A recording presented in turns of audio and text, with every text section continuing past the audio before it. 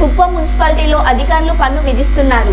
అయితే కుప్పం మున్సిపాలిటీ పరిధిలో పారిశుద్ధ పనులు చేపట్టకపోయినా పన్నులు వేయడం ఏమిటని స్థానిక ప్రజలు ప్రశ్నిస్తున్నారు.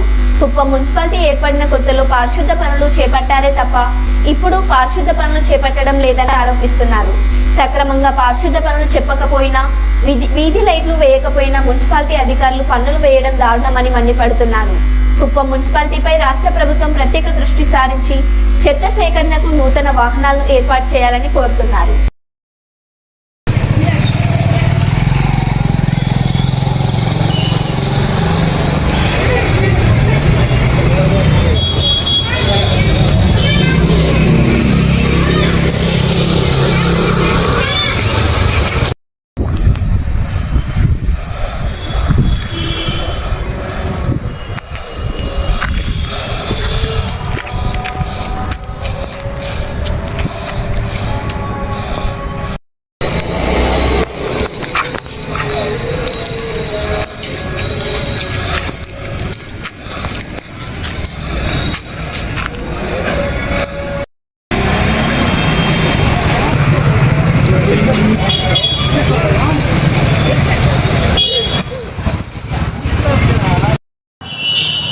కుప్పం మున్సిపాలిటీగా రూపాంతరం చెందిన తర్వాత ఈరోజు మున్సిపల్ పన్నులు విధిస్తున్నారు.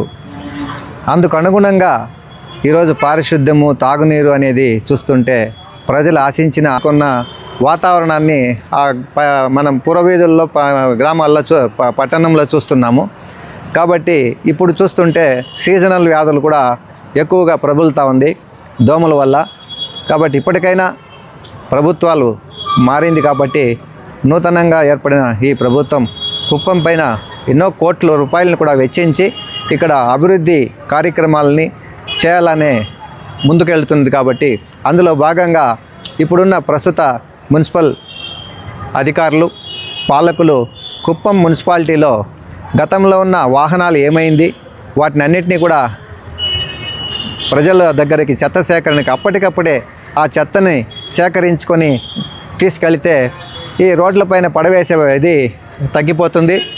అలాగే గతంలో కొంతకాలం ఈ వాహనాలు నిలుపుదల చేసి నాసిరకంగా కొన్ని సిమెంట్ తొట్టులను పెట్టినారు. ఆ తొట్లు ఈరోజు చూస్తుంటే నాణ్యమైన తొట్లు కాకుండా పోవడం, అలాగే చిన్న చిన్న తొట్లు పెట్టడం, అక్కడ చెత్త వేయడం చూస్తే ఎక్కువగా ఉండేదానివల్ల ఆ చెట్లు కూడా, ఆ చెత్త కుండీలు కూడా ఈరోజు నిరుపయోగంగా మారిపోయింది. కాబట్టి ఇప్పటికైనా ఈ చెత్త తొలగించే ప్రక్రియలో ఈరోజు మనం అనుకుంటున్నాం ట్రాక్టర్లలో చెత్త సేకరిస్తూ పోతున్నారు. ఆ ట్రాక్టర్లు కూడా చాలడం లేదు. ఎందుకంటే 2, 3, 4 వీధులు పోయేటప్పటికి ట్రాక్టర్ నిండిపోతూ ఉంది.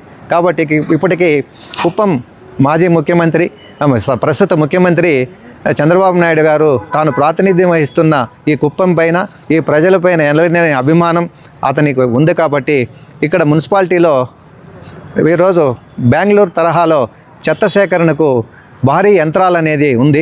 అటువంటి ఒక యంత్రాన్ని పెడితే ఆ చెత్త సేకరణ అనేది 2, 3 ట్రాక్టర్లలో వేసుకొని పోయేంత చెత్త ఆ వాహనాల్లోనే వేసుకొని పోయేందుకు వీలుంది.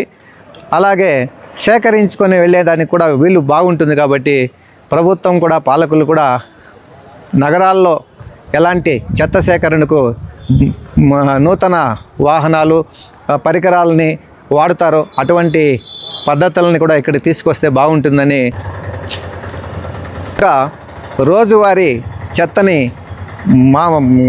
ప్రజల ముందుకే వీధుల్లో సిబ్బంది వచ్చి చెత్తని సేకరించుకుంటూ తీసుకెళ్తే బాగుంటుంది. కాబట్టి ప్రభుత్వాలు కూడా కుప్పం పైన ప్రత్యేకమైన దృష్టిని సారించి ప్రజల్ని ఆరోగ్యాల వైపు, ఈరోజు అనారోగ్యాలతో ఈ చెత్త సేకరణ తొలగించకపోవడం చేత అనారోగ్యాల బారిన పడుతున్నారు. దోమలు వీరి ఎక్కువైపోయి కుప్పం పట్టణంలో కూడా మరొక సమస్య ఉంది. అక్కడక్కడ ఖాళీ ప్రదేశాలు, ప్రతి వీధుల్లోనూ ఖాళీ ప్రదేశాలు ఉన్నాయి. ఆ ప్రదేశాల్లో, ఆ ఇంటి ప్రదేశాల్లో చెత్తని తొలగించకపోవడం చేత అక్కడ ఒక దట్టమైన అటవీ లాగా చెట్లు, చేమలు పేరుకుపోయి అక్కడ ఎలకలు, సర్పాలు, దోమలకు ఆవాస ప్రాంతాలుగా ఏర్పడుతుంది. ఈరోజు మున్సిపాలిటీ అటువంటి ప్రాంతాలను కూడా, ఆ ఖాళీ ప్రదేశాలను కూడా గుర్తించి ఆ యాజమానులకు కూడా హెచ్చరించి వారు కనీసం ఆ ప్రదేశాలను కూడా శుభ్రపరచుకునే విధంగా చేస్తే ఇంకా బాగుంటుంది అనేది ఇక్కడ ప్రజలు కోరుకుంటున్నారు.